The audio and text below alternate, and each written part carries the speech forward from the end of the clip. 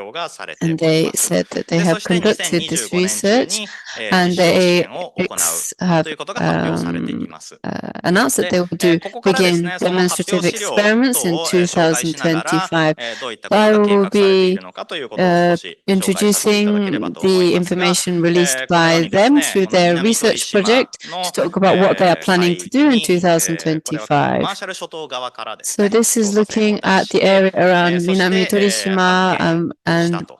they said that a ship that left from the Marshall Islands discovered many nodules in this area. And they found nickel and cobalt and these sorts of minerals that can be extracted from this area. And this area that they have specified as their target area for their mining, it's not a small area. It's 100 kilometers by 100 kilometers. It's 10,000 square kilometers. The whole of the Kanto plain would fit into this area. So this whole area, vast area, is the target area for their mining, deep sea mining. Of course, they're not going to mine the whole area, but they're going to mine 20 or 30% of this area. However, the target area is very big. So what they are planning to do here is to use 2 rovers. As I mentioned earlier, I showed the pictures of the machines that look like bulldozers, so machines that we don't know if they're going to be exactly the same, but similar sort of technology as the machines, the heavy machinery that I showed you in the earlier slide. And they're going to use 2 of these machines connected to the ship, as you can see on the picture on the slide. And eventually, the annual capacity will be to mine 3 million tons of nodules annually. That's their plan. And they are planning to do the demonstrative experiments for this by 2025. This is the timeline that they've announced. So when we talk about these demonstrative experiments that are planning to take a few thousand tons daily, so if we say a commercial capacity would be 3 million tons a day. So if you do the calculations, this would be about 1.5 million tons per machine per day per year. So this means 4,000 to 6,000 tons daily, if you calculate what that would be on a daily basis. So if they are saying that their demonstrative experiment is going to be a few thousand tons daily, this is basically almost the same scale as the commercial mining that they are planning. So up until now, they've been doing these tests, and lots of companies have been doing their tests. Up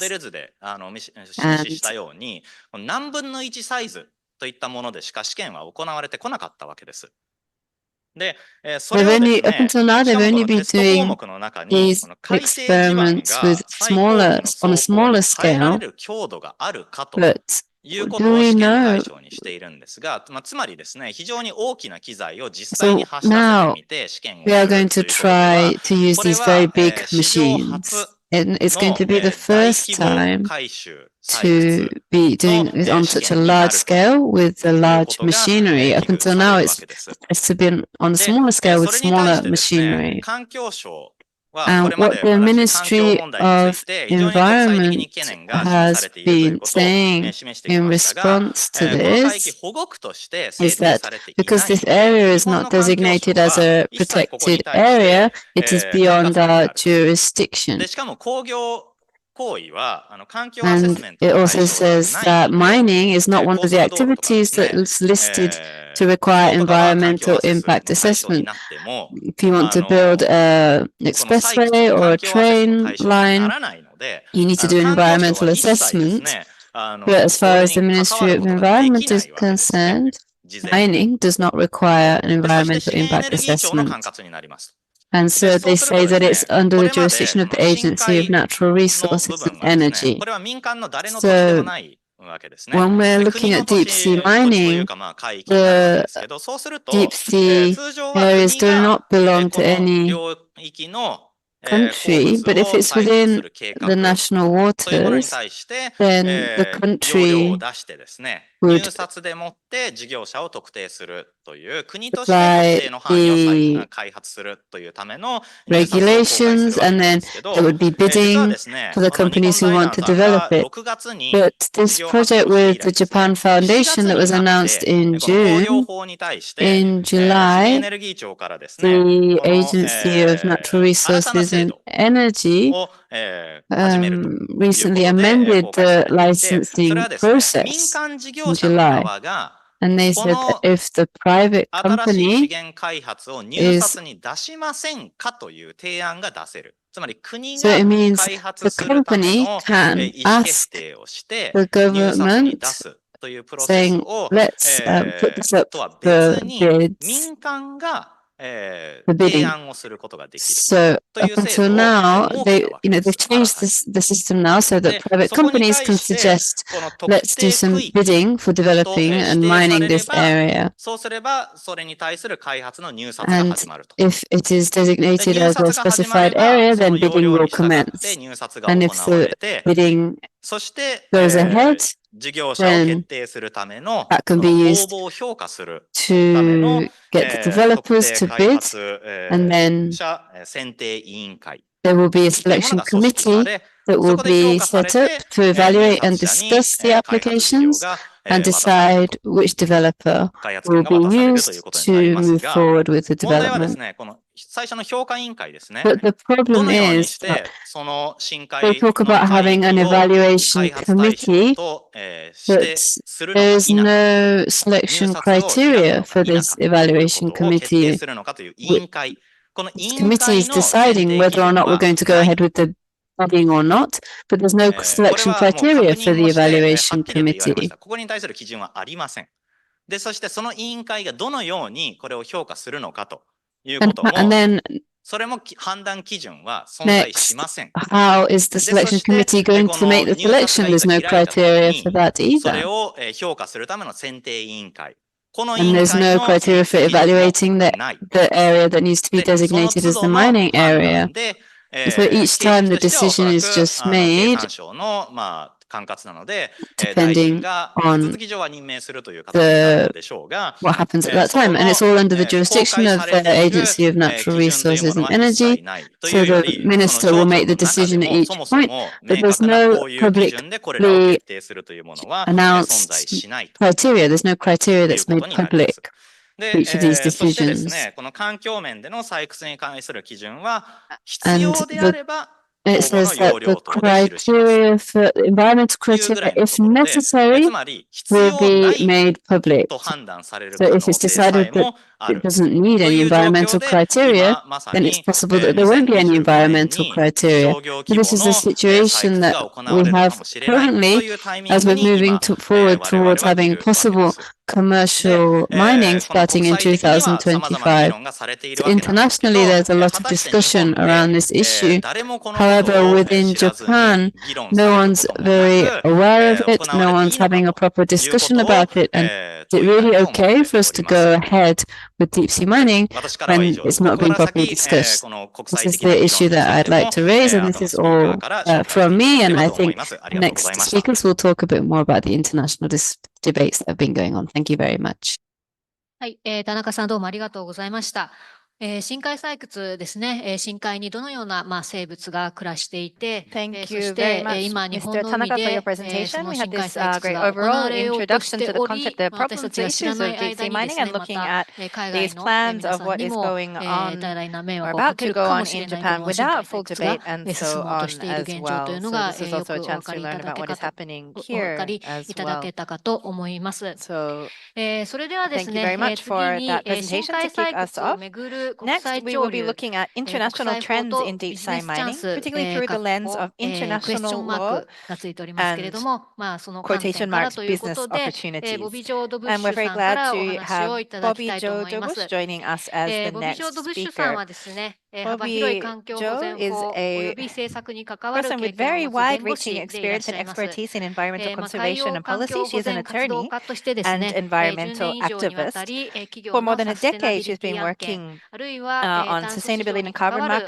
バイザーを務められておりまして、科学者、弁護士、産業界をつなげる仕事を担っていらっしゃっています。ドブッシュさんはですね、深海採掘の、特に金融、賠償責任、文化的懸念に関する専門家でして、これまでに国際海底機構、ISA と呼ばれますけれども、こうした、国際会議のですね、会合などにも参加され、市民社会組織、政府代表団、慈善団体らへの、アドバイザーを務めていらっしゃいます。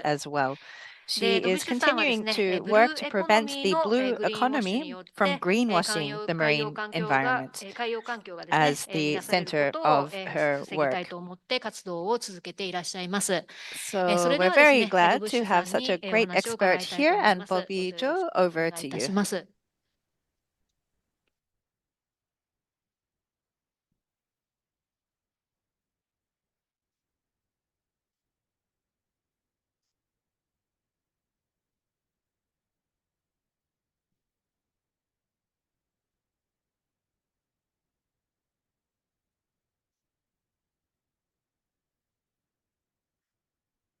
Hi, thank you. Thanks for having me. Just going to put a timer so I don't talk at you for forever. My name is Bobbi-Jo Dobush. I'm really happy to be here. Thank you. Thanks to Fair Finance Guide Japan, Friends of the Earth Japan, and particularly to PARC and to Shig for being such a great host. And thank you for the great introduction. I don't have much more to say except that I'll emphasize that I'm here now in my capacity as an independent consultant with Salt Horizon, but I have a decade of corporate law experience during which I did environmental regulatory law. And after that, for the past 5 years, I've been consulting in the ocean conservation and sustainability space, focused on the deep and high seas. And my interest in this topic really sprouted out of my work with DOSI, which is the Deep Ocean Stewardship Initiative, a science advocacy organization. And I'm here to talk about, excuse me, figuring out the slides. There we go. I'm going to talk a little bit about the international structure that governs seabed mining, whether or not there's any truth to claims that seabed mining could be sustainable.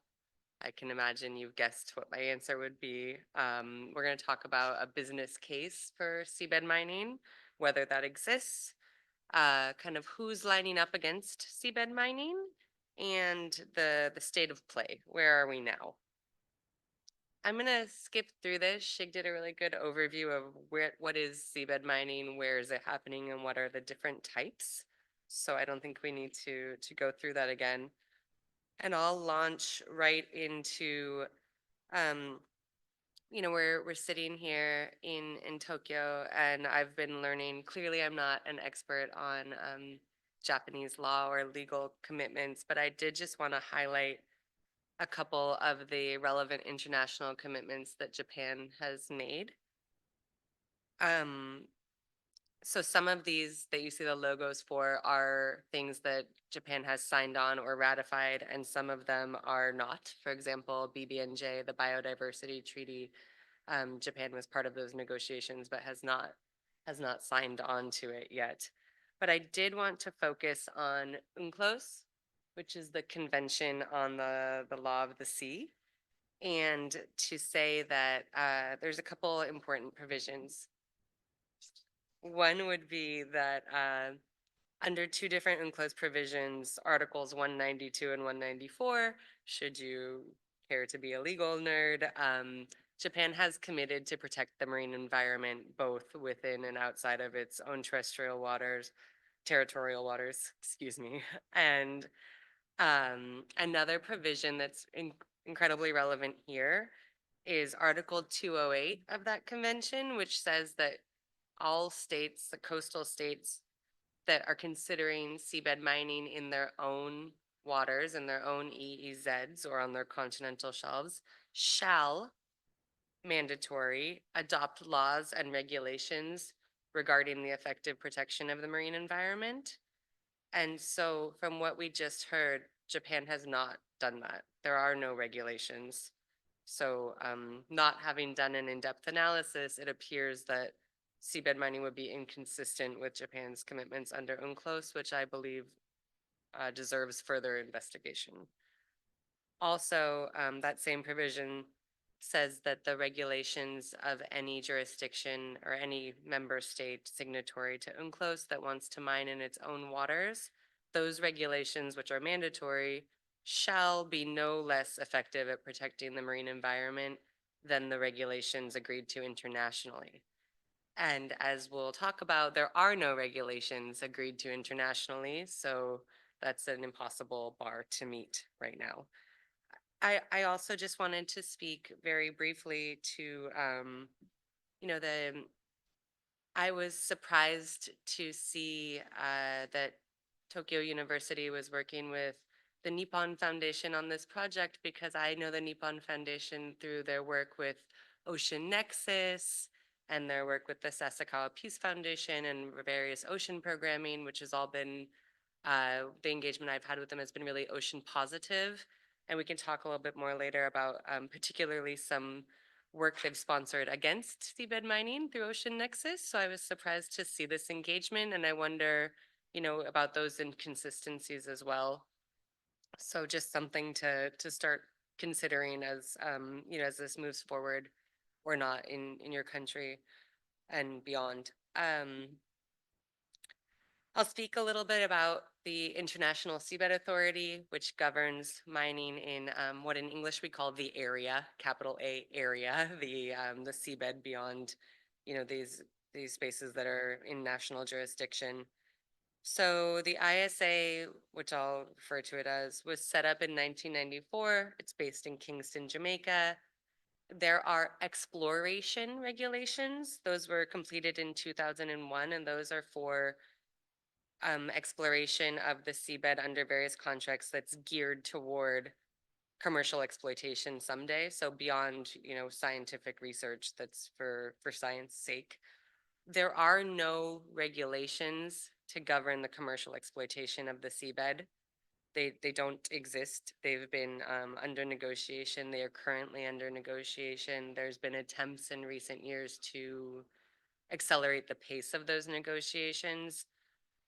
That has been unsuccessful, and they are not finished. And having gone to various ISA meetings and read the entirety of the regulations more times than I would care to count, they are very far from finished. We're not talking about the details. We're talking about major conceptual differences, and there is more text that is not agreed than text that is agreed. That's not a scientific count, but it certainly looks that way when you see all the brackets that lawyers like to put around the unagreed text. We could go more into the ISA perhaps in question and answer, but I just want to make clear that there is no commercial seabed mining happening, and there aren't even the regulations to guide it. Despite that, the country of Nauru and their contractor, Nauru Ocean Resources, which is affiliated with a Canadian company called the Metals Company, just within the last week announced their intention to apply for a plan of work, which is what we call a permit at the ISA, in June of next year. So that remains on the horizon. It's unclear what would happen. The ISA is debating what would happen should that be lodged, should a permit be put in. But there's been a consensus agreement that mining should not proceed in the absence of regulations, so that remains an open question. Oh, just real quickly, there's not very many countries that are evaluating seabed mining in their national waters. Along with Japan, we have Norway, the Cook Islands, Papua New Guinea, and Tonga. So just talking about regulations, As we just talked about, there's no regulations at the ISA. So in the area on the high seas, seabed mining is not regulated. A paper that came out earlier in this year found that 30 major issues remain outstanding, and the 2025 target date to complete the regulations is unrealistic. I would firmly agree with that and say it's rather an understatement. The Norway, which is one of the other countries that's looking into mining their own seabed, is doing so over the advice of their own Ministry of Environment, which has stated publicly that the information is not available on which to make a decision about environmental impacts. And because of that, WWF Norway is suing the Norwegian government over their attempts to move forward.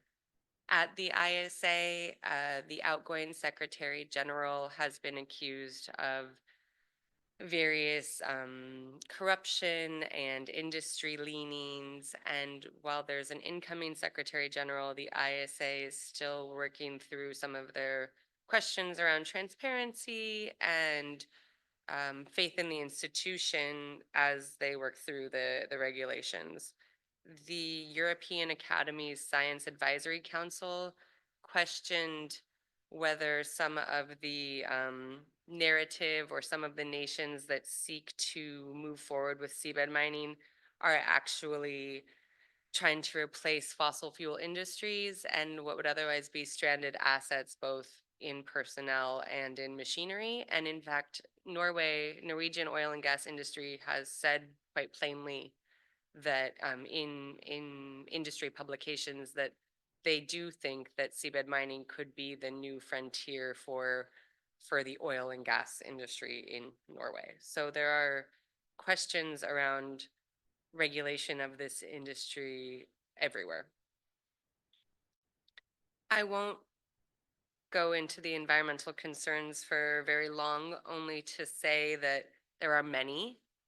There are many known concerns, and there are also many known unknowns about the deep ocean. But as Shig mentioned, although we talk about seabed mining, this mining, there would be effects throughout the water column, and that will depend on a variety of factors, but there would be noise, there would be sediment, potentially heavy metals in that sediment, there would be turbidity, which, clouding of the water. It would risk corals, it would risk something we don't talk about often with seabed mining is the potential risk to marine genetic resources and how destroying a potentially endemic, a lot of these marine species, especially on the on the seamounts, are endemic only to one place. So if there's extinctions, what might that do for future pharmaceuticals or biological uses? Also, there's just, having just a moment to marvel at the wonders of the seabed. Every time there's an expedition to the deep sea, something new is discovered. A giant study that was conducted last year found that 90% of the species from the records of the Clarion-Clipperton Zone, the CCZ, which is that area between Hawaii and Mexico, 90% of those species were unknown to science. And that's just from the records. What about the things we don't even have on record? So this figure on the right is from DOSI, Deep Ocean Stewardship Initiative. And it also talks about the ecosystem services that the deep sea provides. I won't walk through them now, but I'm happy to chat about them after. Talking about environmental concerns, I think one of the things you sometimes hear proponents of seabed mining say is that seabed mining is better than terrestrial mining. And I've heard them go as far to say opponents of seabed mining don't care about human rights, and they don't care about orangutans, and they don't care about the Congo, and they don't care about Indonesia, which you can imagine is by and large not true. But aside from that, it's absolutely a red herring, totally false to say that seabed mining would in any way alleviate the pressures of terrestrial mining. Not only because if one person is mining over here, making money there, why would you stop your terrestrial mining here? But seabed mining, even at full production, would not put a dent in global minerals supply. And that's not my opinion. Those are the numbers from the prospective contractors, and they're also the numbers from reports commissioned by the ISA itself. For example, using the numbers from a technical paper from the ISA technical paper 32, if 12 contractors were operating at full capacity, they could produce less than 9% of global nickel. So 12 contractors, there are no contractors operating at all at any capacity. This has never been done before at scale. So this is a really imaginary world. And even in that imaginary world where this thing is going full on, we're not talking about replacing the world's nickel supply. So I think instead what we would do is vastly expand the percentage of the Earth's surface being mined. And if you think about that by volume, it would be exponential. And that same ISA report also found that what this could serve to do is just drive down prices a little bit, which could potentially exacerbate safety and environmental concerns. So there are also cultural concerns and concerns of Indigenous people and Indigenous rights holders, and separately but relatedly of local communities. Here, I know we're going to hear from Joey a little bit with the Pacific perspective, and I won't at all pretend to speak for Indigenous people anywhere or throughout the Pacific. I will just say that proponents of seabed mining have tended to say, like, this is better than land-based mining because no people will have to be affected. And increasing numbers of people around the world are standing up and saying, we will be affected. Our culture will be affected. Our cultural connection to the ocean will be affected. And in addition to the more pragmatic, like more visceral, our livelihoods, our fisheries, which we're going to talk about in a second. There's also been increasing attention paid by human rights organizations. The UNOHCR, the United Nations High Commission on Human Rights, has been paying attention to seabed mining, has issued papers saying that seabed mining could affect a variety of human rights. The UN Special Rapporteur for the right to the healthy environment has been deeply involved in in seabed mining issues recently, and various special rapporteurs have attended the ISA virtually and spoke over the last year. I just want to point out again with my surprise with the Nippon Foundation, their Ocean Nexus program specifically focuses on getting rid of systemic inequities in this space and in development and in ocean science. And it seems like the worries are that seabed mining would exacerbate and perpetuate these exact same systemic inequities that the Ocean Nexus project works to dismantle. Talking about fisheries and food security, fishers are starting to pay attention globally to seabed mining. Again, it really seemed that this was pretty far off even a couple years ago. And all of a sudden, as seabed mining and the push toward it accelerates, the Western and Central Pacific Fisheries Commission is looking at seabed mining. The IATTC, the Inter-American Tropical Tuna Commission, has taken a resolution to participate at the ISA and become engaged as a stakeholder. For seabed mining, EU fisheries groups and others have, seafood industry have taken statements against seabed mining, saying we need a moratorium until we understand the impacts. I'm going to speak briefly to seabed mining is speculative. The big industrial endeavor that is not happening, and the economics of it have been questioned. We went through a really similar picture here, but just showing we're not just talking about impacts on the seafloor, we're talking about throughout the water column. So is there a business case for seabed mining? I would argue not. We're going to go through this one quickly, but I just wanted to show this graph shows the electric vehicle production and its increased rise. And these are we haven't really talked about this, or at least I haven't yet, but it's cobalt, copper, nickel, and manganese that you would pull from the seabed copper and manganese are not what people are talking about making money off of. It's cobalt and nickel. So it's really important that the seabed mining industry used to talk about a battery in a rock as if you could just take a nodule and put it in your car. But they don't say that anymore because that's not what car batteries are made out of increasingly. We're going to get to that in a second, but I just wanted to briefly say that there are major technical feasibility issues. We're talking about deep, dark pressure, depths that oil and gas has never been done at. And also, as my engineer friends like to point out, once you drill oil, it wants to come to the surface, rocks do not. I want to talk just a little bit here about something that I think still catches people by surprise is when we talk about needing seabed mining for EV or for the green transition, there's no lithium at issue here. And I mean, maybe that's obvious since we've been going through these presentations, but at least where I'm located in the United States, a lot of the conversations we're having about was where to get lithium, and that's highly problematic, but the deep sea is not a solution. And we can disagree about how much cobalt or how much nickel we're going to need and what we're going to need it for aside from batteries. But it's increasingly clear that pretty much the worst way to get any of these minerals, both from an environmental, human rights, or economic standpoint, would be to mine them from the seabed.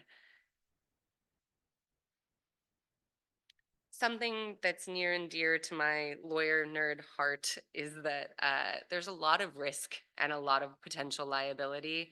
Pretty much the worst thing when you're a lawyer is the uncertainty. And anybody who would start mining the seabed commercially now would be entering into a game in which the rules are constantly changing. There would be a lot of legal action, almost guaranteed, across any jurisdiction that would listen. And even if some of that wasn't successful, it would be time consuming and money consuming for anyone defending it. There's already been protest at sea, and it's not surprising. There's no social license for this industry.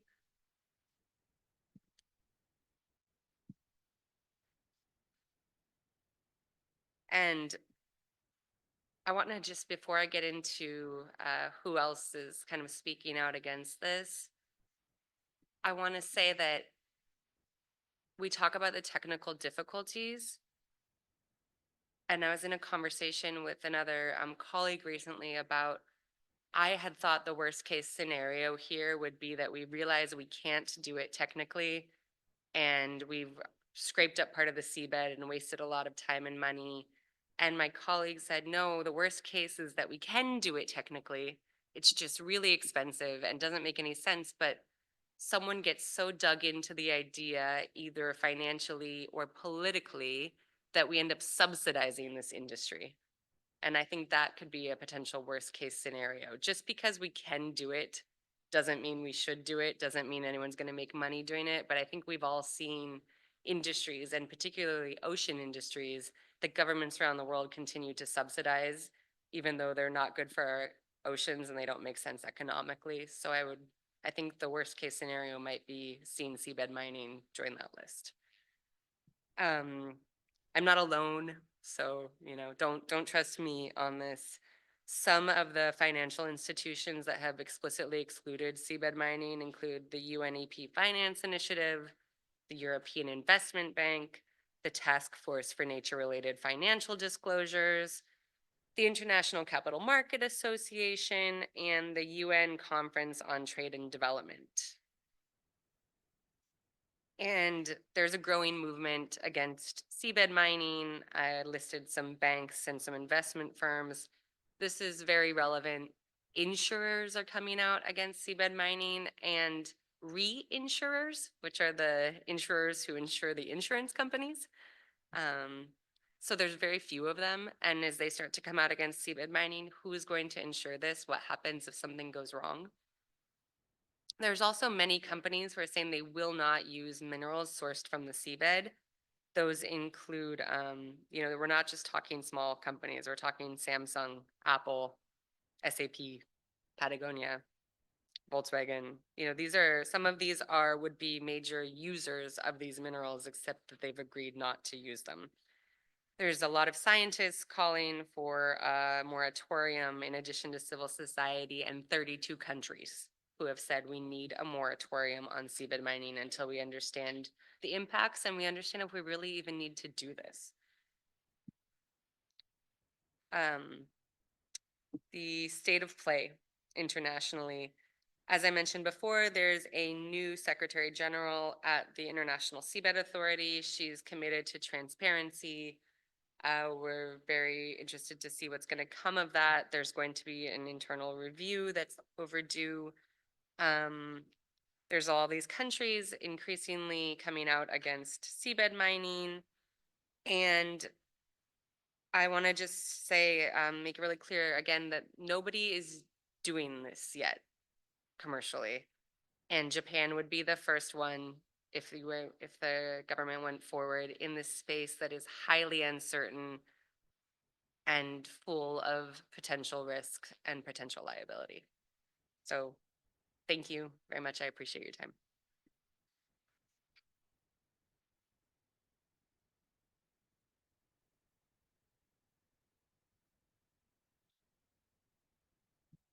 はい、ボビジョー・ドビュッシュさんどうもありがとうございました。国際情勢ですね、深海採掘に対して、国際的にも、環境、社会、人権面で、非常に大きなですね、懸念の声が、上げられているようなこと、それから、経済性についてもですね、非常に大きな疑問がある中ですね、日本がこの深海採掘に邁進していくのではないかと、そういった懸念というのがですね、国際的な弁護士のボビュッシュさんからも、警告が発せられたのかなというふうに思います。それではですね、次に、海守、海を守る人々の取り組みということで、太平洋諸島の深海採掘禁止を目指した訴え、ということで、ジョイ・タウさんからお話をいただきます。ジョイ・タウさんはですね、グローバリゼーションに抗する太平洋ネットワーク、PAN のキャンペーナーとして活動されるパパニューギアの方です。パンはですね、太平洋の島々に拠点を置く、地域のウォッチドッグというべき組織でもありまして、太平洋の人々の自立、自決権を求めて活動をされていらっしゃいます。パンはですね、様々な民主運動とつながり、また堅実な調査と分析に基づき、作成された太平洋の人々のための開発アジェンダを提起、奨励をしていらっしゃいます。ジョイさん自身はですね、太平洋の民主運動を代表し、声を上げるために、複数回にわたって、ジャマイカのですね、キングストンで開催されている、国際海底機構、ISA のですね、年次総会の議論に、参加してきていらっしゃいます。それではですね、ジョイさんから、お話を伺えればと思います。よろしくお願いします。で、なおですね、ジョイさんの発表資料なんですけれども、事前にメールでお送りすることができませんでしたが、後日ですね、メールにてまた、お送りさせていただきますので、ご了承いただけますと幸いです。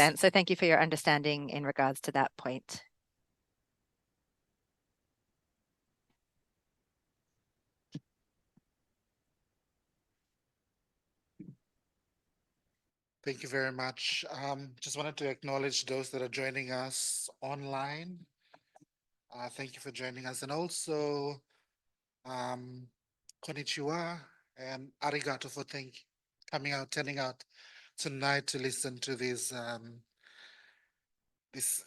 symposium. Also just wanted to extend the appreciation to PARC and the Friends of the Earth for hosting this, but also for extending the invitation to both Bobby and I to speak to some of the work that we're doing, not only at the International Seabed Authority, but in other spaces.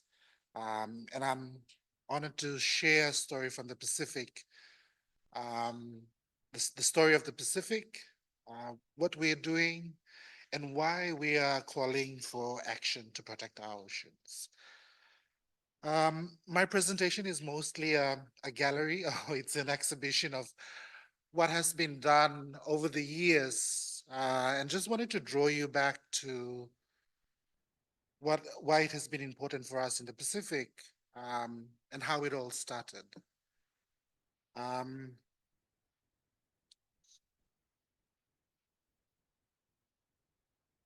There we go. So for us in the Pacific, apart from some of them, to acknowledge some of the deep sea research that were conducted in the waters of the Pacific way back in the 60s and the 80s, that as to what Shig had referenced. For us in the Pacific, the year 2012 was quite important. And I think it's only important to share where we are at present at the international fora, but also to share and reflect back where this journey has come from, or how we've journeyed as Pacific peoples, fighting to protect the Pacific Ocean. And it draws us back to 2012 when the Pacific leaders first launched this regional legal framework that was funded by the European Union. It very much was a legal framework that Pacific Island countries could adopt and have national legislations. In other words, it was the process to get started at the national level within the Pacific. Pacific Island countries could adopt this regional framework and have national legislations that would inform activities, be it exploration and exploitation to the extent. That was 2012 in the Cook Islands, Rarotonga, when this legal framework was launched. Through SPC, it is a Pacific regional technical body that provides sound and scientific advisory to our governments. Again, this project was supported by the European Union under the SOPAC agreement. A few months later, in the very same year, Papua New Guinea issued the world's first commercial seabed mining license. This was a time where PNG went into a state investor partnership with the then company Nautilus Minerals. And when Bobby and Shig were making reference to this company, the metals company, I think it's really important that we also draw back on the journey of the metals company and where it really started. Again, its base of origin and its entry into the Pacific was in Papua New Guinea. The then Nautilus Minerals, apart from other key figures, one in particular who still remains a popular figure within this whole discussion, debate, and this whole push is Jared Barron, who is the current CEO of the metals company. In 2012, his company and the Nautilus, again, as Bobby had mentioned, it is a Canadian registered company, went into a contractual agreement with Papua New Guinea. But over the years and due to pushback and resistance from community groups, the Nautilus faced some hardships in Papua New Guinea. There were a lot of questions. They entered Papua New Guinea with narratives such as this form of mining will do very little harm, yet it will benefit smaller island economies. It will bring a lot of economic returns. Again, they stressed that there was going to be very little to no impacts. In Shigeru's presentation, he highlighted the Solwara 1, a particular area in the Bismarck Sea.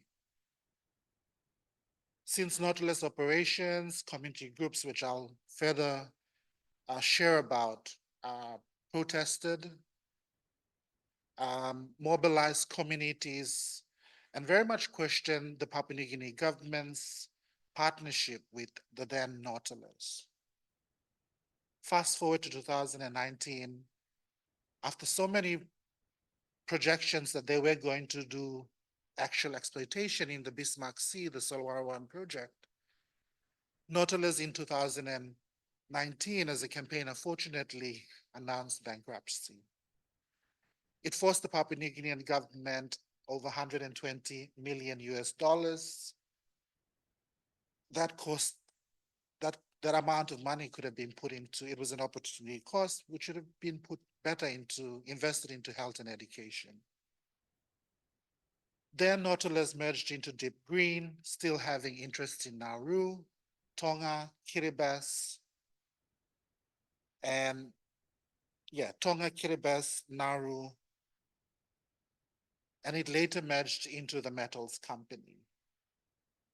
And that is where it is today. It still has a contractual agreement with the state of Nauru, which Bobby had made mention to. So just wanted to provide that context and the background around the journey of these investors or these companies and how they've come to where they are now.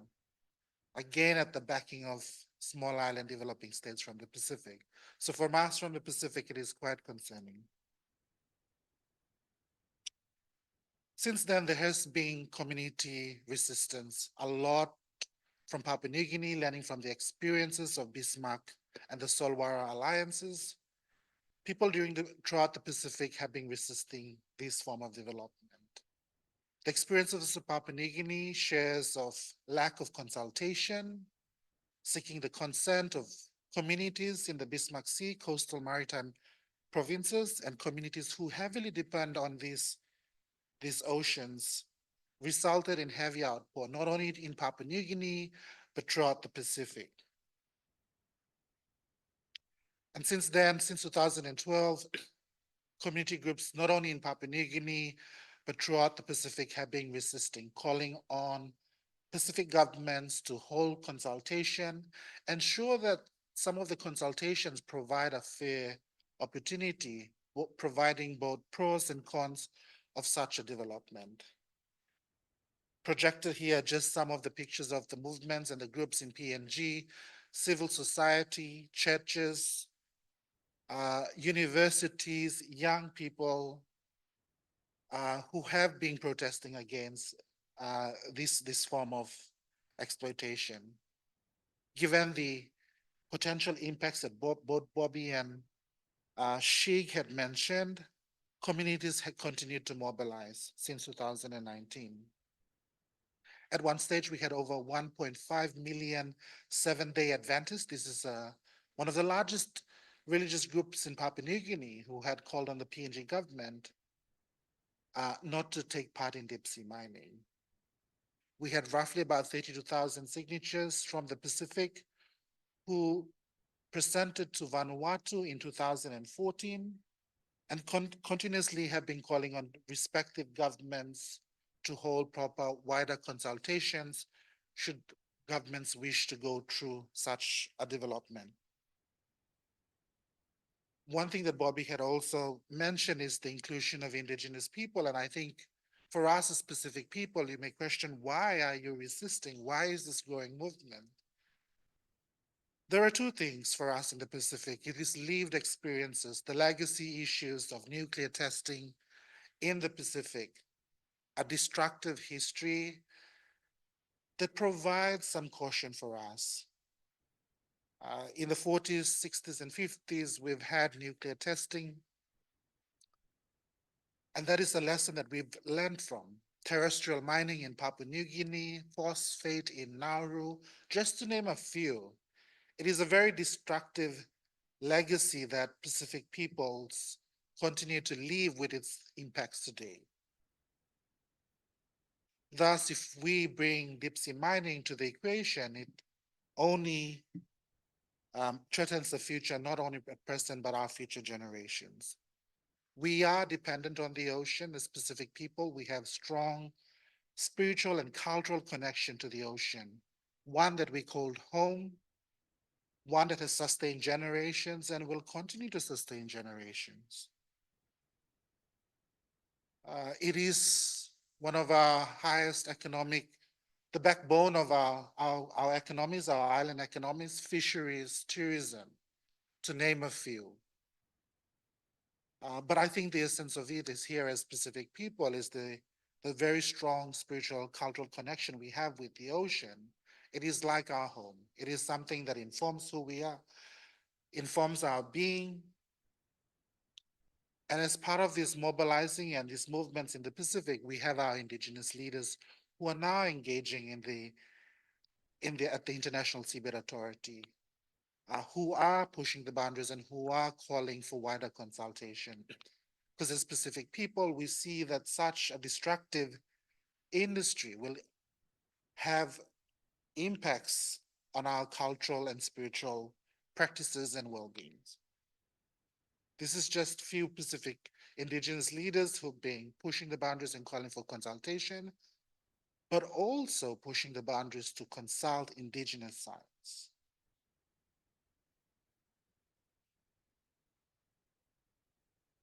There is political leadership. As I've made mention, we have sponsoring states such as Tonga, Cook Islands, Nauru, and Kiribati, who are driving the agenda not only at the international scene, but within the national jurisdictions. It is concerning.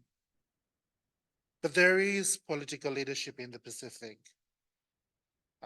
One that is taking the moral high ground, one that is calling for protection, preservation of our ocean. And these are just few of the Pacific leaders who have engaged at the International Seabed Authority, but who are also calling for caution within the Pacific, who are calling on others that we should not rush to destruct a place we regard highly as home. Projected here is the former Foreign Affairs Minister, who is currently the climate envoy and oceans envoy from Vanuatu, the President of Palau, the Republic of Palau, President Whips, who is a global climate and oceans champion, the former Prime Minister of Tuvalu. These are just few figures who are behind the growing moratorium or the precautionary group within the ISA, but globally. These are just few countries that I thought I should highlight. And Japan could also join this alliance, apart from the other partners or other states that Bobby had made mention to. These are some of the leading states in the Pacific. We have Palau, Samoa, Fiji, Tuvalu, who just recently at the last assembly called for a precautionary pause, Vanuatu, Federated States of Micronesia, and we have the three overseas French territories of Wallis and Futuna, who called for an outright ban. You have New Caledonia and French Polynesia. All these French territories have also called for some form of precautionary pause or an outright ban. So just wanted to project that there is growing political movement against this destructive industry. We also have in the Pacific, we have the Pacific Parliamentarians Alliance on deep sea mining. Roughly over 25 members of parliament, which includes senators, governors, ministers who are part of this alliance, trying to influence governments who don't have a position, trying to call for caution at the national level. Last year, we had the Melanesian Spearhead Group. It is a sub-regional grouping within the Pacific that consists of Papua New Guinea, Solomon Islands, Vanuatu, Fiji, and New Caledonia, who agreed to a moratorium. This is one of the first steps taken in the Pacific, within the Pacific Bloc, who have called for caution within the waters of the Melanesian Bloc. This is just to portray some of the political movements and the growing leadership around why we should protect our oceans.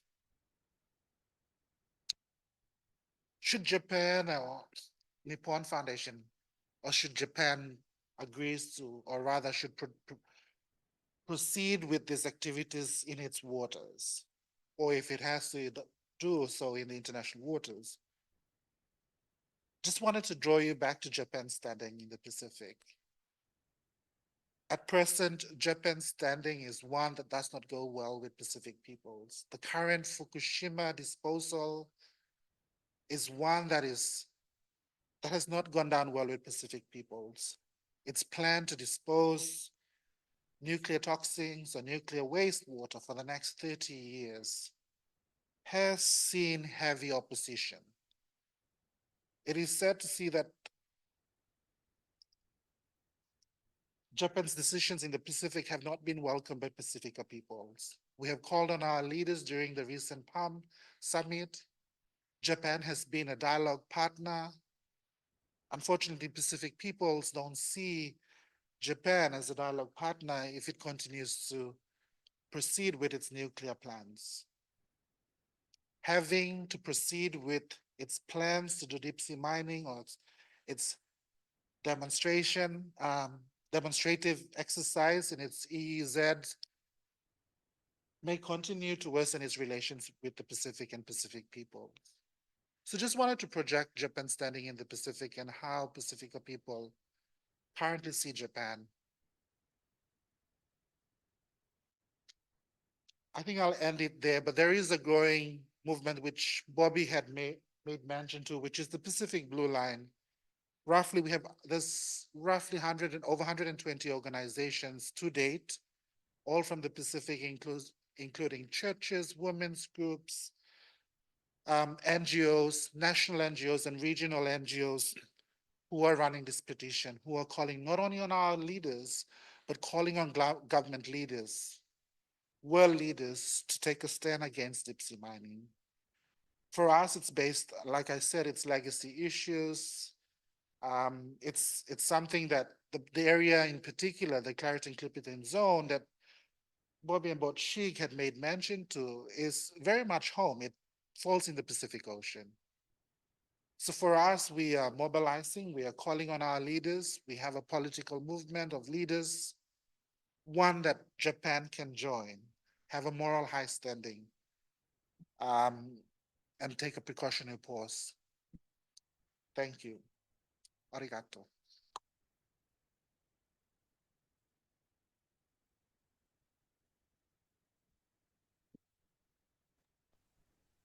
はい、ジョイタウさんどうもありがとうございました。Thank you very much, です Joey. ね、海を守っていらっしゃる Yes, it's 方々 really の these あ words の great from to people who are on hear the front lines of and protecting see all the these movements from oceans. people who are working to We as protect had a the certain amount ocean. to learn from these different approaches. At the same time, the The ocean, ocean of is course, connects connected all of all around as the well. planet. So as mentioned, And as you finally by mentioned, Joey the as well, issue of the looking at, for polluted example, the water contaminated water release from the Fukushima in the dam, power plant of how Fukushima, the voices of course, against this this from people led in the to a lot Pacific of and criticism, not only from the internationally. people in the The Pacific, but all criticism is around the that world. we need to And so in really order pay critical attention to to prevent the issue of this deep sort of sea thing from mining as happening well. again, What we're we looking at the citizens current of problem the nation, of make sure deep that sea we pay mining. more I believe it attention is very to this important issue for as well. So there was a lot members of civil society to such as think about and ourselves to learn to from pay each of attention the to the issue. presentations today. これまで、スピー So カ from So up now, we until will now, invite the we have speakers had back up to 田 the 中さん、それ presentations から from stage. three Bobbi-Jo さん、それから speakers, シゲ Mr. ル ジョイさんと Tanaka, いうパネ and ルディス also カッション Joey.に移りたい Bobbi-Jo, と Then and 思い we ま will Mr. す。jump into a panel Joey. And now we'd discussion like to move on to a with panel them. discussion with our three Within this, we will speakers. also try to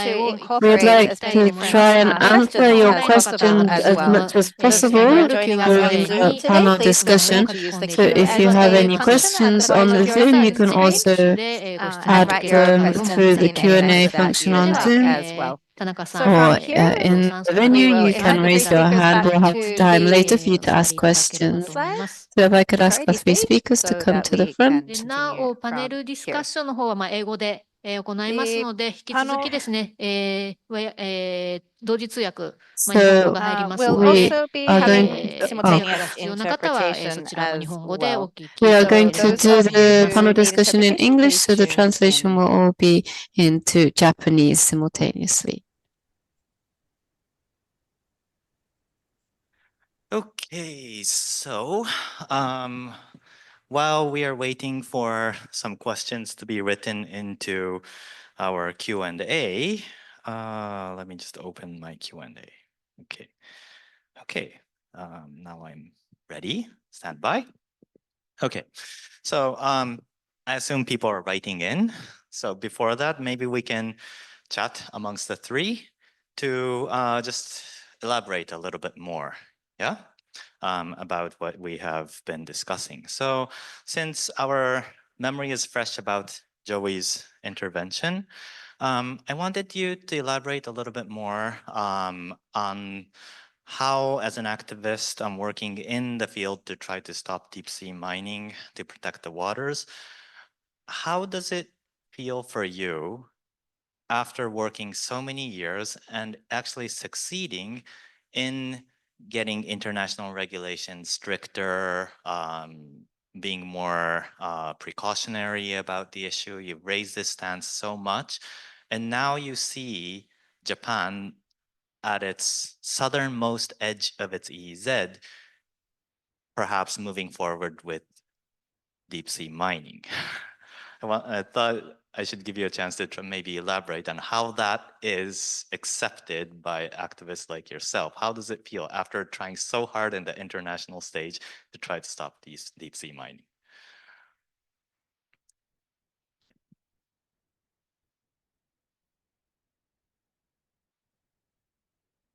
Test. Maybe just drawing back to the journey and how, as an activist, but also someone who's worked within the policy space with other, be it intergovernmental organizations or governments, I think it goes back to just following process. I think that's the most important thing, because when you deal with communities, when you go to the ground and you engage communities, I think the first thing they ask is why didn't we get this sort of information? Why are we only just told one side of the project?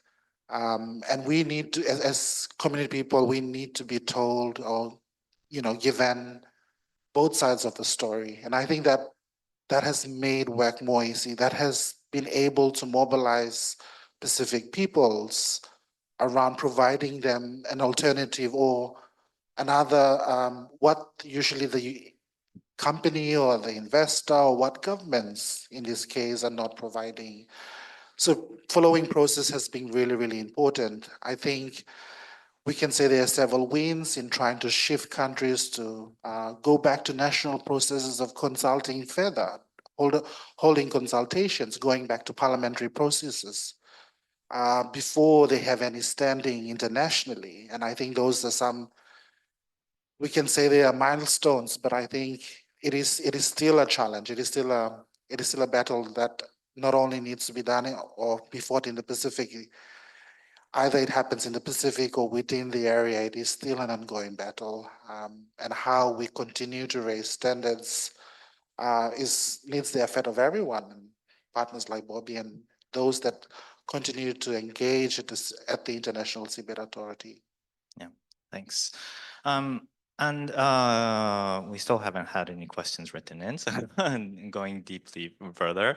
I wanted to kind of see this nexus of what has been done internationally and what is about to happen in Japan. And you did touch upon it, Bobbi-Jo, but I thought maybe you could explain a little bit deeper. So what is the rule under, well, the commitment that Japan has under UNCLOS? So I thought you said Japan has the obligation to either have equal or stricter standards. Maybe you can explain that part a little bit more about the relationship with UNCLOS, the regulations there, and Japanese sovereign rights, but also the responsibilities that it has. Thanks, Shig. Yeah, I'm happy to go into that. And at the risk of sounding too much like a lawyer, I just want to say, we're here raising questions, things we need to be exploring.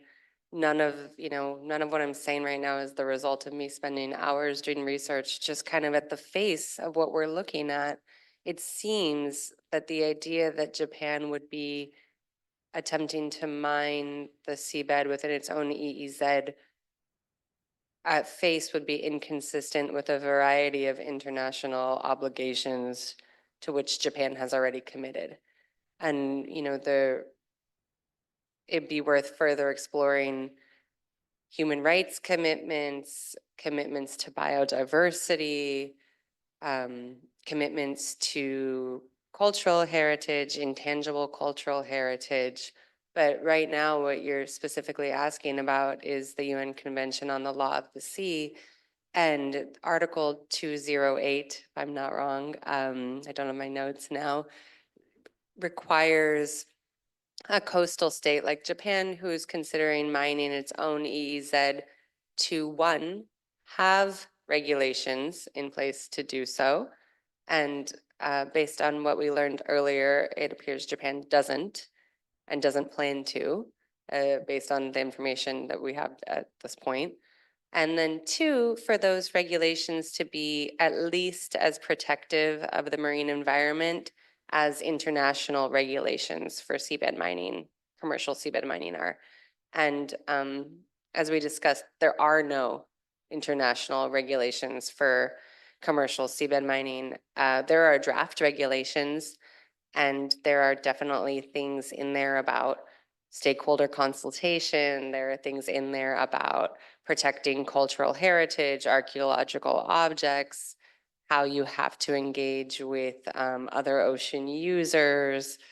There's a lot of, fighting about how many days before you submit documents, you would have to run them by what types of bodies. So, and I'm not even talking about the hard sciences. There's a lot on EMPs, environmental management plans, EIAs, environmental impact assessments that, again, those regulations don't yet exist, but whatever format they're finalized in, they are going to have a series of requirements related to both the environment and the protection thereof, but also how to engage stakeholders to ensure that protection.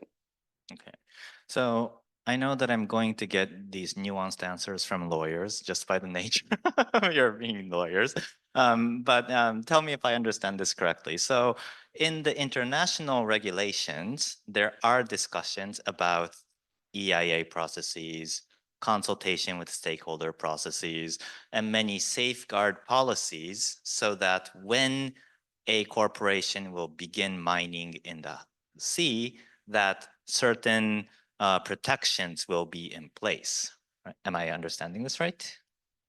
Yeah, when a country, through potentially either of their own accord or through their contractor they sponsor starts mining, there will, whatever the regulations look like, they will have all of those elements. Okay, and which means that if these are set as the international rules, then Japan would be obliged under UNCLOS to at least have that same level of regulations or stronger. Yes, that's what it says on the face of the regulator. That's what UNCLOS says. And not only is my understanding that Japan doesn't have regulations that would meet those standards, but it seems there aren't regulations at all for seabed mining. And that's, Joey alluded to that in the Pacific in 2012. There was a project undertaken to write national laws around seabed mining in territorial waters. And there were template laws that countries could start from. And it appears that, based on what you've said, Shig, and what we've learned recently, that doesn't exist in Japan. Okay, so now I think we're going into uncharted territory with this. But so tell me if I'm understanding this correctly. So if, for example, Japan goes ahead in its EZ, and then the regulations are agreed upon, does that mean Japan would be in a state of violating the UNCLOS? I know this goes to a difficult interpretation. Yeah, Shig, I'm not going to opine on whether Japan would be violating UNCLOS or not, but I will say that what I will say is I don't know, and that's a big problem. If you're a country or an entity looking to engage in a major industrial endeavor, the last thing you want is all of these big question marks, because those question marks have reputational costs.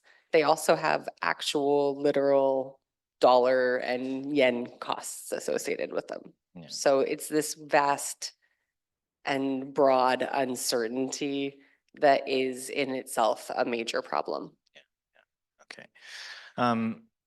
So it would be a huge risk in terms of business investment to try to move forward with this, knowing that there's this huge uncertainty about the continuation of that project. Is that correct?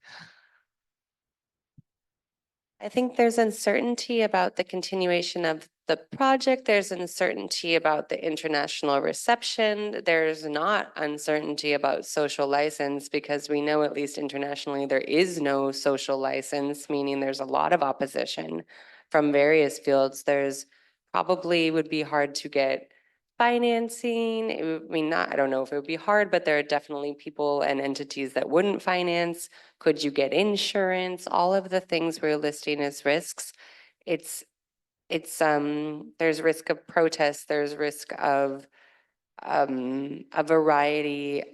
Who knows what I certainly wouldn't be able to opine on this, but I imagine that Japan's own fishing industry might be interested to know about these potential impacts, and that those are, I'm projecting here, correct me if I'm wrong, but I imagine that revenue is important to Japan.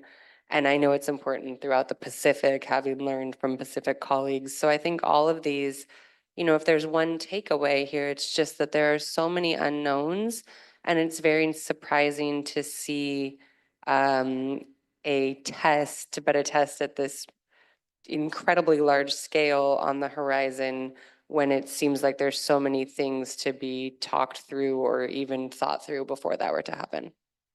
Okay, thank you. Did you want to reflect, or you're good? Okay, so I still don't have questions written into the chat, but I was wondering if we have questions from the people in the room. 会場の中で質問されたい方はいらっしゃいますか? So we'll just invite anyone in the venue to also ask questions. はい、じゃあ、マイクを一つ We will bring a microphone してい around. ただいて。So we have someone in the audience who has a question. We'll just bring the microphone to them now. Okay.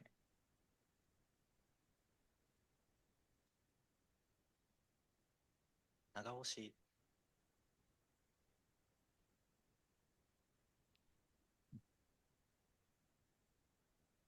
ありがとうございました。 Thank you very much. いくつかちょっとご質問があります。 I have a couple of NPO 法人の questions. パンサの辻と申します。 My name is Tsuji from a nonprofit organization called TANSA, which does investigative journalism.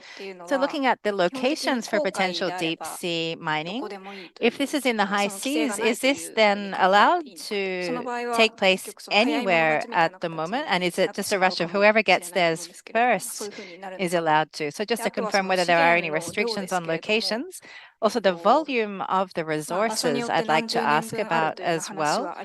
It's said that, in some places there are, for example, several decades worth, but for things which are taken out from the seabed, how long does it take for the resources to return to the area, or does it completely deplete them and they don't return? The third question is regarding human rights violations and the concerns about this.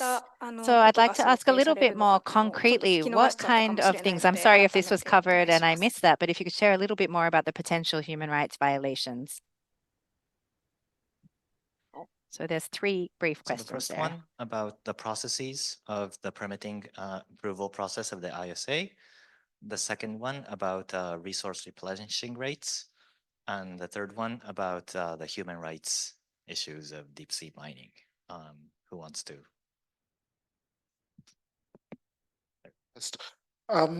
Maybe the approval process within the ISA, and just a note from what Bobby had said earlier on, it hasn't been done anywhere, and there's no permits to date for actual exploitation, commercial mining.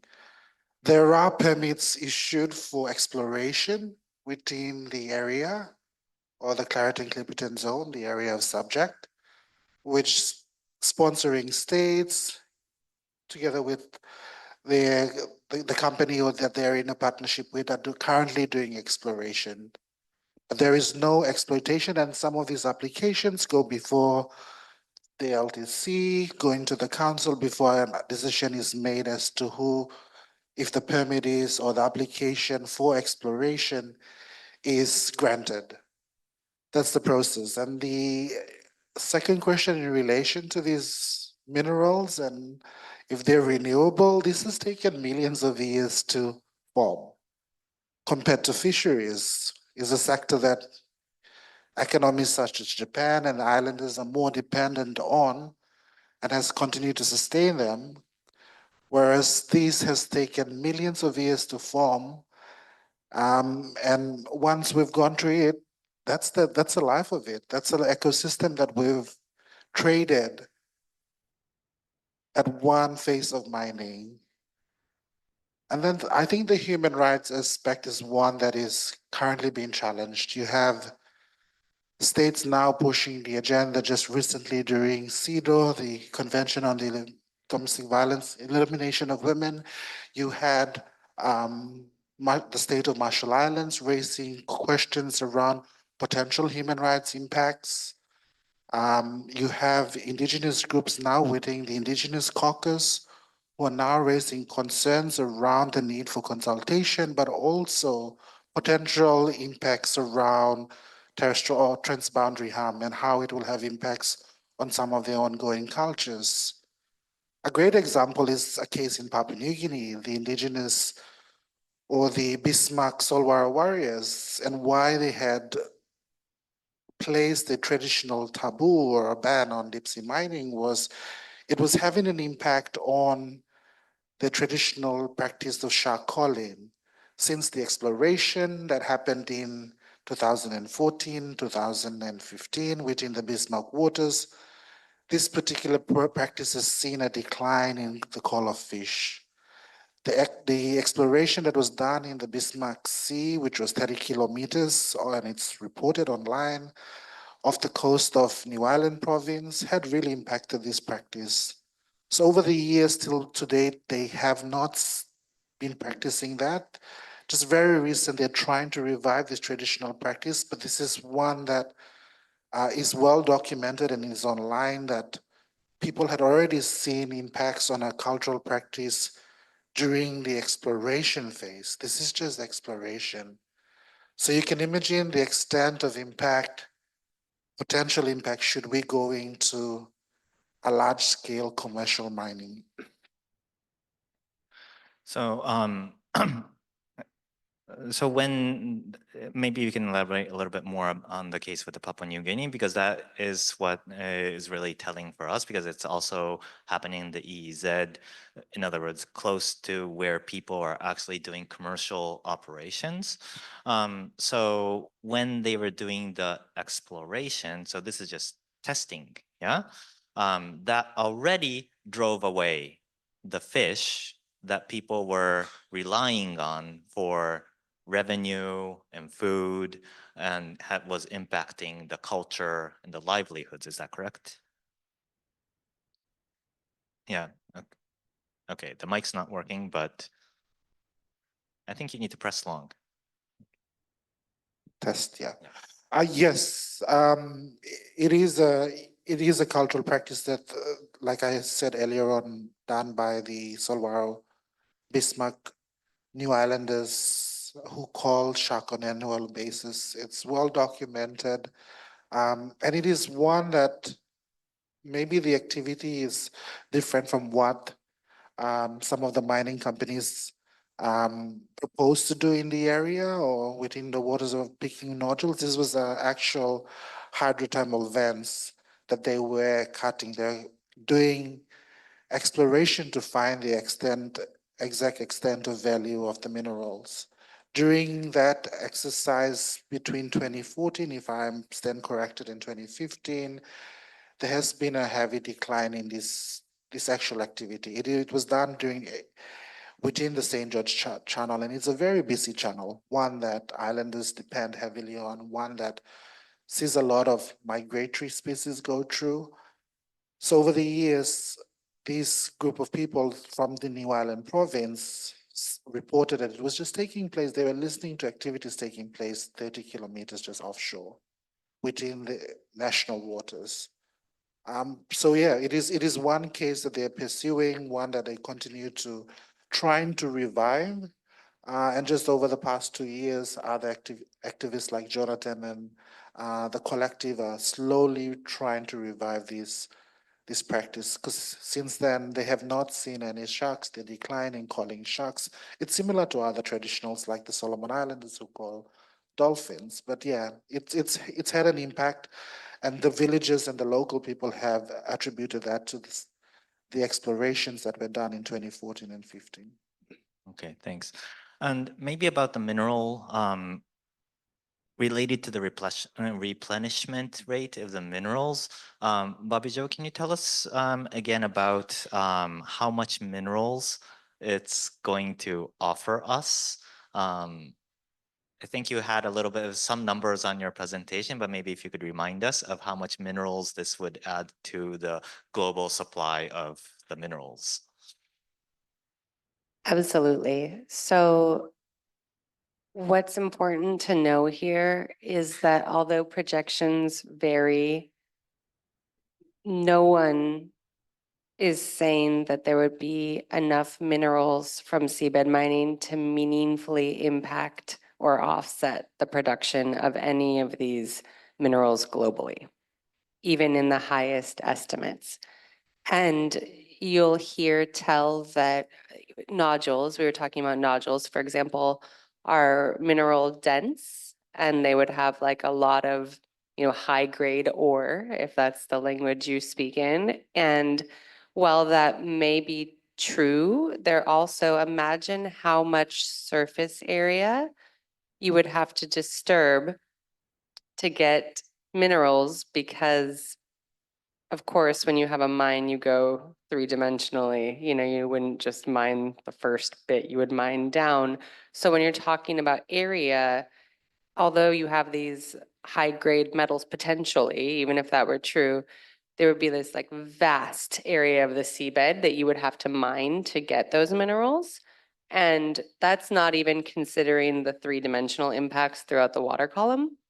And again, I'm absolutely not sitting here trying to make a comparison that we should mine, that these terrestrial mines are better or worse. I'm saying that seabed mining won't alleviate the real concerns we have with terrestrial mining.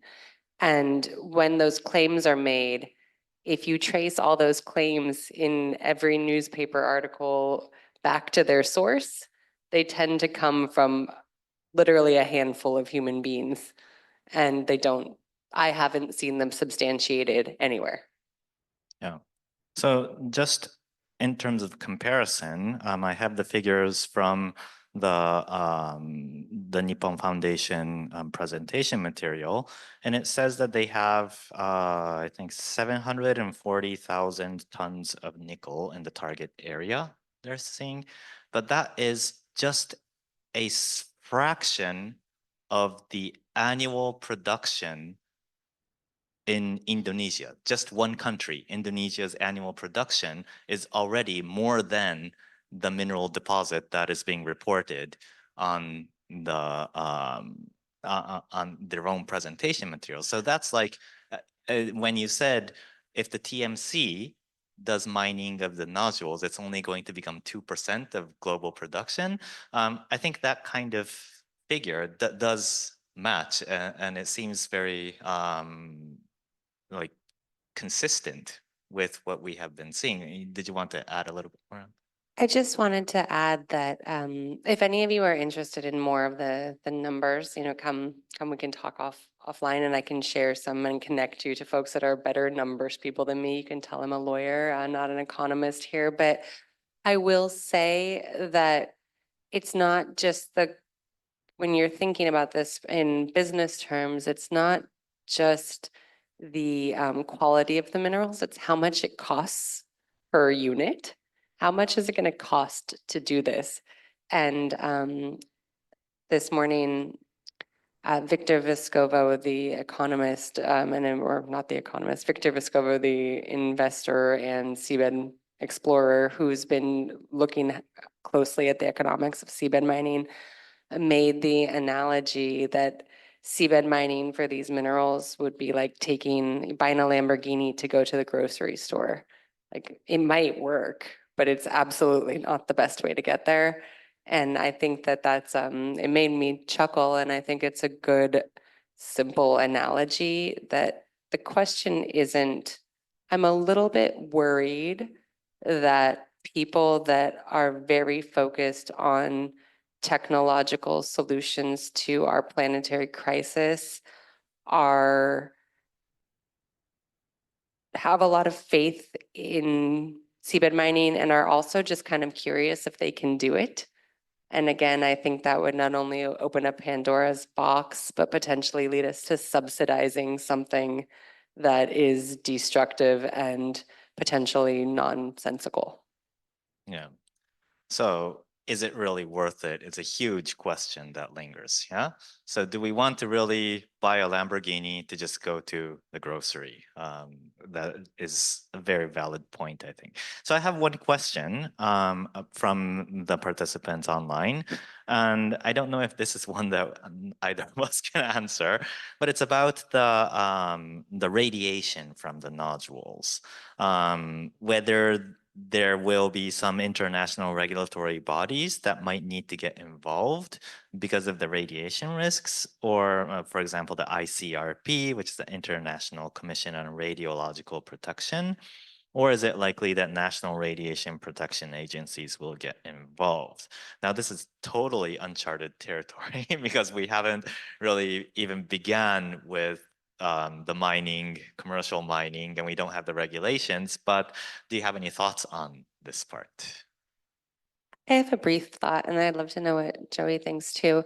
But the short answer is I don't know. And I think this also goes to, when these minerals are taken out of the water and then they're cleaned, and then the shards of minerals come off and there's metals in the water, and they're the sediment plume, or they go over the side of the boat, or folks are handling them, then they're offloaded on shore, they're transported through communities. Those are all points in which there might be regulatory intervention. And it would depend, I suppose, on the amount of radioactivity. All of that would have to be measured, sorted, cataloged. How is it affecting marine life? How would it affect people? What if there's dust that comes off of a truck or a train? My point here is the point I've made various times today. We don't know. And all of these are unknowns. All of them are uninvestigated. All of them haven't even maybe been thought out as thought experiments. And they all have potential effects on human health, marine health, and to be quite frank, on the bottom line. And so I think that all of these are super valid questions. Did you want to add? Yeah. I mean, yes, this is uncharted waters for me, but I mean, sharing the same sentiments as Bobby, I think these concerns, this needs to be considered in every process. We don't know so much. We are projecting potential impacts and the risks associated with it. Obviously, it concerns everyone, not just institutions, but other associations that deal with impacts and so forth. So I think they need to be considered within the once we're discussing and debating regulations, these sort of aspects of these entities need to be considered too as well. Yeah. Okay. I also wanted to add my point, since I raised the issue in the presentation, but that is that perhaps these radiation levels are small in its own, but that we need to also remember that the Pacific has a legacy of accumulation of radioactivity by the testing, by the nuclear waste. And so I think we need to really take into consideration that there are these accumulations of waste that we also need to take into consideration. Not only whether this thing itself independently is under certain thresholds or not. So I have one more question, and I think that's the time we have for. And maybe Bobbi-Jo, you can answer this one. But just to better understand in comparison, so we are already doing deep sea oil drilling. And is there a bigger concern when it comes to these mineral minings? And how can we best understand in comparison of that? Maybe you can tell us a little bit more. Sure. I guess when I think about comparing oil drilling to seabed mining, I have a couple of thoughts. One, from a technical perspective, I think I mentioned this before, but when you drill for oil, once you reach the oil, it shoots up, and rocks, of course, do not. You have to bring them, Shig mentioned like multiple risers. It's a lot more technically complicated to mine for seabed minerals. The depths we're talking about, up to 6 kilometers deep, is nothing like oil and gas drilling, which never reached such depths.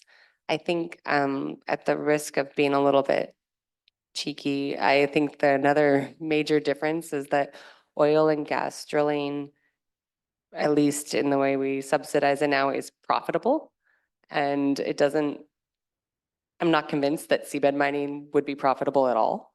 So that's a big difference. And again, obviously we're working toward phasing out oil and gas drilling, with various degrees of success.